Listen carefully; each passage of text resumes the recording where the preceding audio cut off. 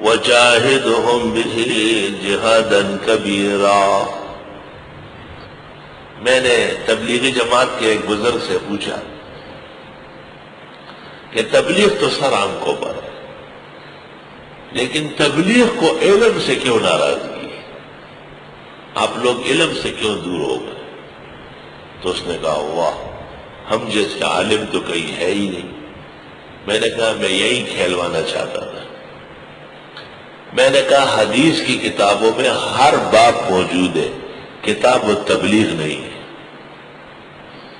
یہ کیا وجہ ہے؟ تو کہنے لگے ہم محدثین کی تبلیغ نہیں کر رہے ہیں، ہم صحابہ کی تبلیغ کر رہے ہیں۔ میں نے کہا یہ پہلی جہالت ہے، محدثین نے گھر سے نہیں بنایا، صحابہ و تابعین کے دین کو آگے بڑھایا۔ میں نے کہا یہ پہلی جہالت ہے۔ پھر میں نے سمجھایا کہ یہ جو جہاد کے ابواب ہے، کتاب الجہاد و کتاب یہ اصل میں تبلیغ ہے۔ اللہ اکبر۔ میں ہرات میں تھا، مولانا یار محمد خان وہاں کے گورنر تھے، یہاں طالب علم رہے، تو مجھے کہا ایک وقت میں اجازت ہے تبلیغی جماعت آئی ہے امام راضی کی مسجد، اور حکم ہے امیر المومنین کا کہ ہر کمانڈر اور گورنر تبلیغی جماعت کے ساتھ ایک وقت لگائے۔ تو ہم بھی چلے گئے، آخر سے مغرب تک وہ شریک ہوا۔ میں کہا ہمارے امیر المومنین کا حکم ہے کہ افغانستان میں جس جگہ تبلیغی جماعت آئے، یہ ان کے جہاد کے قائل نہیں ہے، اور انہوں نے اپنے گورنروں کو حکم دیا کہ جب بھی تبلیغی جماعت آئے تو کمانڈر ان چیف یا گورنر وزیر 3 دن میں ایک وقت پورا دے گا، بیٹھے گا، لازماً بیٹھے گا، یہ گورنری کا کام ہے، کیونکہ وہ اہل حق ہے، وہ اہل حق ہے۔ وجاہدہم بہ جہادا کبیرا، اور جہاد کیجئے ان کفار کے ساتھ اس قرآن کے ذریعے، جہاد بڑا۔ کسی سورت کا مکی ہونا یہ اس بات کی دلیل نہیں ہے کہ اس میں کوئی آیت مدنی نہیں۔ تھوڑی بات، مدنی صورتوں میں مکی آیات اور مکی صورتوں میں مدنی آیات ممکن ہے، اور مکہ مکرمہ میں جہاد کا ذکر نہ ہو یہ بھی تفسیر کے اصول کے خلاف ہے۔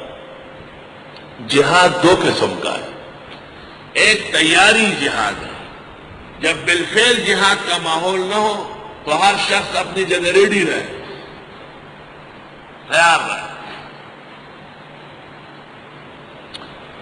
مولانا عبید اللہ سندھی نے لکھا ہے شاہ ولی اللہ کی سیاسی تحریک میں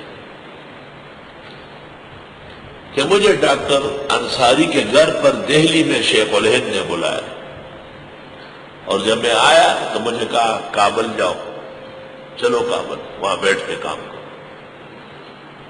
میں حیران ہو گیا، کابل میرے لیے غیر مانوس علاقہ ہے، میرا کابل سے کیا واسطہ ہے؟ لیکن استاد شیخ الہند کا حکم ہے، ہم کبھی استاد کا حکم نہیں ٹھہرتے۔ عبید اللہ کہہ رہا، میں چلا گیا۔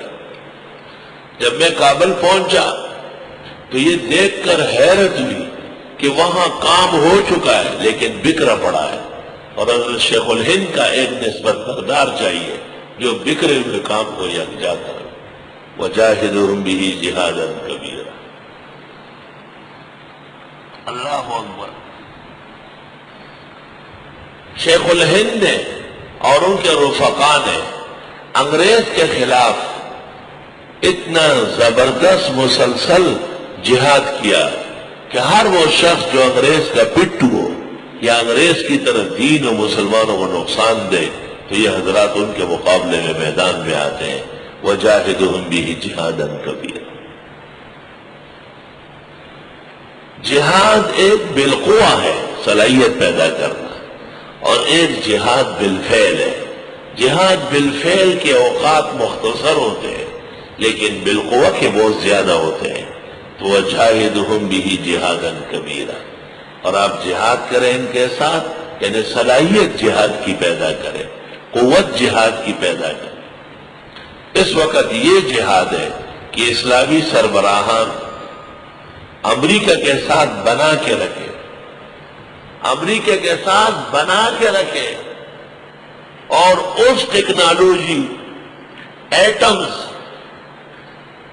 اور جدید ہتھیار تک، سائنس تک پہنچے جن کی وجہ سے وہ لمحوں میں دنیا کو تباہ کرتے ہیں، وہاں تک پہنچنے کی کوشش کرے۔ بھلے بش بابا کی خوشامد کرنی پڑے، چاپلوسی کرنی پڑے، جو بھی کرنا پڑے، جہاد کا حکم ہے۔ الا متحیزا الی فئۃ او متحرفا لقتال، فیصلے بدلنے کے لیے سب اجازت ہے۔ یہ مضمون کمزور صلاحیت کا طالب نہیں سمجھ سکتا۔ چنانچہ ویتنام نے امریکہ کی پٹائی لگائی، اور ایسی پٹائی لگائی کہ ان کو جان بچانی مشکل ہو گئی۔ 212 سال تک امریکہ نے انتظار کیا، 212 سال بعد امریکہ اور ویتنام کی جنگ ہوئی، اور ویتنام کی اینٹ کو اینٹ سے بجا دی۔ تو کافر 212 سال انتظار کرتا ہے، ہم بھی 200 سال سے زیادہ انتظار کر لیں گے، اور ہماری نسل آئے گی، ہماری اولاد آئے گی، وہ کہیں گے کہ ایسا افغانستان کی بنی ہوئی اسلامی حکومت خواہ بہانہ بنا کے تس کیا، اور عراق کے لیے ناحق بہانہ بنایا اور اس کو ٹکڑے ٹکڑے کیا، اور تمام اسلامی ملکوں کو انہوں نے یرغمال بنایا تھا۔ اب امریکہ کو کہے گا آؤ میدان میں، آؤ میدان میں، اور پھر امریکہ ان سے معافی مانگے گا، علاقے پیش کرے گا، ریاستیں دے گا، اور وہ یہی کہیں گے کہ آپ کے ایمان میں صبح صبح جھنڈا لہرانے کے ساتھ خدا کی توحید کا ترانہ ہوگا۔ اس کے بغیر کوئی چارہ کار نہیں۔ میں نے ممبر سے بڑی باتیں کہی، لیکن افسوس کے لوگوں میں قدر نہیں۔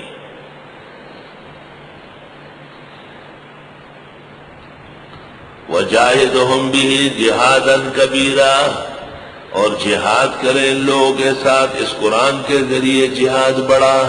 قرآن روزانہ لڑنے کا نہیں کہتا، قرآن تیاری کا کہتا ہے۔ پہلے انفال آئی، تیاری کی، پھر توبہ آئی، بیزاری کی۔ تیار رہنا بہت ضروری ہے، اور مفسرین نے اس پر اتفاق نقل کیا ہے امت محمدیہ کا کہ جب مطلوبہ ہتھیار موجود نہ ہو تو جہاد فرض نہیں ہے، یعنی بالفعل جہاد فرض نہیں ہے، اور بالقوہ جہاد وہ تو ہر وقت فرض ہے۔